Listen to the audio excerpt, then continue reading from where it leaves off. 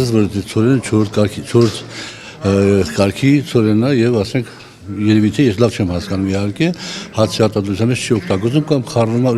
եւ ինչ այսինքն այստեղ դուք ասեն վիճարկում եք ծորենի որակի հարցը այսինքն ապաշրջափակման հարցը լուծվել է իհարկե չի լուծվել ապաշրջափակումը կլինի այն դեպքում երբ որ Ադրբեջանից գնացները մտնեն Հայաստան ամիջապես եւ ոչ միայն ծորեն բերեն իրենց հարևան բարեկամ երկրների անորակ արտադրանքը բերեն Հայաստան այլ ուղղակի ամեն ապրանք է թանկան Իշխանությունները դեռ ծորենի դարդն են, այն ռազմավարական ապրանք է ու ներմուծվում է Ռուսաստանից։ Պուտինի ձեռքից ոչինչ չվերցնելու համար ժողովրդին ուզում էին համոզել բրինձ ուտել։ Պիտի ավելի ճկուն լինենք, որպեսզի ուրիշներին թույլ չտանք թիրախավորել մեր ռազմավարական ապրանքները եւ շատ հարմար ողական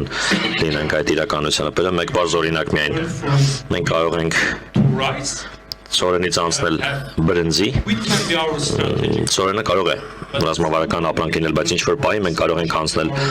բրնձի եւ փոխել մեր հարմար ողականությունը եւ ունենալ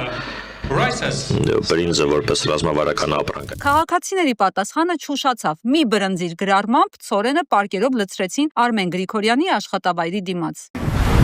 Մնում է նախ Պապոյանին համոզենք, որ ղազախական ծորենի տեղը սկսի բրնձի փոքր չափաբաժնից։